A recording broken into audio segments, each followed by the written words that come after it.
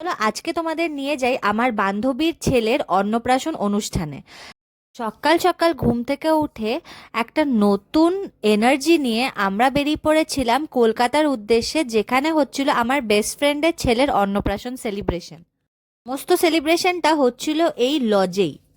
আমাদের বাঙালিদের কোনো শুভ কাজের প্রথমেই এই অনুষ্ঠানটি হয়ে থাকে, যেখানে আমরা পূর্বপুরুষদের ডাকি আর ওইখানে ওনারা এসে বাচ্চাকে আশীর্বাদ করবেন। আর অন্নপ্রাশন মানেই হচ্ছে এক ধরনের বিয়ে, যেখানে হবে গায়ে হলুদ, তারপরে হবে বাচ্চার বিয়ে।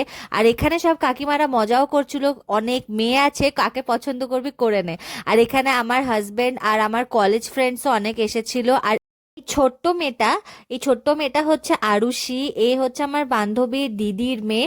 যখন 2 বছর বয়স ছিল তখন দেখেছিলাম, আজ কত বড় হয়ে গেছে। আর এত সুন্দর ডেকোরেশন করা হয়েছিল এই লজটার, আমাদের থাকারও মানে ফ্রেশ হওয়ারও একটা ব্যবস্থা হয়েছিল ওখানেই।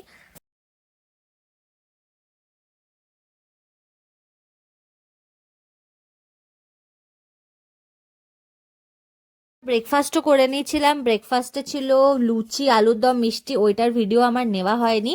আর এখানে চলছিল হোমযজ্ঞ। হোমযজ্ঞ শেষ হলেই হবে বাচ্চাকে খাওয়ানোর পর্ব, আর তারপরেই হবে আমাদের লাঞ্চ। সবকিছু আমি পার্ট বাই পার্ট দেখাবো আমার ভ্লগসগুলোতে। আর এত কিউট লাগছিল বাচ্চাটাকে। আজও মনে আছে কলেজ যখন প্রথম জয়েন করেছিলাম আমরা সবাই, তখন একটা মেয়ে এসেছিল আমাদের সাথে আমার রুমমেট হয়ে থাকতে। শান্তশিষ্ট মেয়ে, কারোর সাথে কথা বলতো না, সেই মেয়েটা আজ এই ছোট্ট কিউট বাচ্চার মা।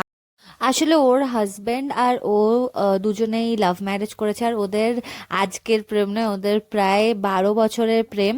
কলেজের সেকেন্ড ইয়ার থেকেই ওরা প্রেম করে। আর তাদেরই একটা রেজাল্ট হচ্ছে এই কিউট বাচ্চাটা। আর ওর অন্নপ্রাশনে যে আমি মানে যাচ্ছি, এটা আমার কাছে একটা খুব ইমোশনাল মোমেন্ট। বাচ্চা তো একটুখানি কষ্ট হচ্ছিল, ওর ওখানে বসে থাকতে অনেক কান্নাকাটিও করছিল। কিন্তু এত ভালো ছেলে, সব পুরো পুরো পুজোতে কাঁদেনি, শুধু মাঝে মাঝে যখন ওর খিদে পাচ্ছিল বা ঘুম পাচ্ছিল তখনই কাঁদছিল।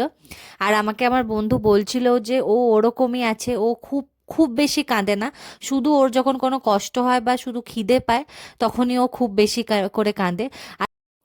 এরপরে তোমরা দেখতে থাকো কিরকম পুজো হচ্ছে। আর ওদের কিউট মোমেন্টস গুলো আমি অনেকটাই ক্যাপচার করার চেষ্টা করেছি, তোমরা ওটা দেখতে থাকো।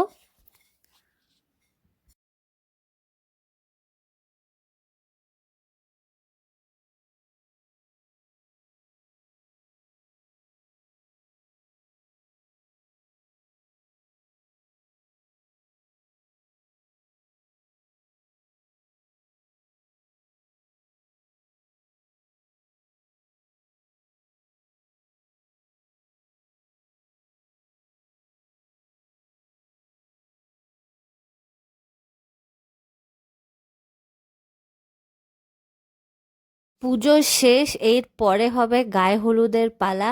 আমাদের ছোট্ট ছেলের গায়ে হলুদ হবে। আর এই দেখো ওরা বসে পড়েছে, ওর মা ওকে নিয়ে এখানে গায়ে হলুদ লাগানোর জন্য এই সেট আপটা করা হয়েছিল। আস্তে আস্তে করে সবাই এক এক করে এসে ওকে গায়ে হলুদ লাগাবে। ও তো একটুও কাঁদেনি, বরং মজাই পাচ্ছিল।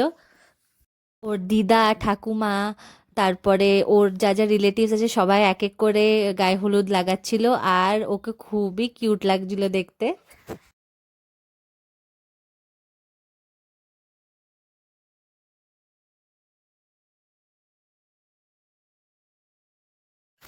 আর তারপরে আমাদের কিছু রিচুয়ালস হচ্ছিল, যেখানে ও হলুদ বাটছিল আর আমরা সবাই ওকে ধরে রেখেছিলাম। আর আমরা উলুধ্বনি দিচ্ছিলাম। আমাদের বাঙালিদের উলুধ্বনিটা কোনো শুভ কাজের জন্যই খুবই দরকার।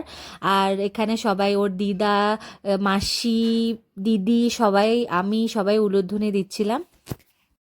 পরে কি কি খাওয়ানো হয়েছিল আর কি কি সেলিব্রেশন হয়েছে সেটা আমি আমার নেক্সট ব্লগে দেখাবো। তোমরা প্লিজ সাবস্ক্রাইব করে দিও আমার চ্যানেল দেবা রাহুল ব্লগসকে।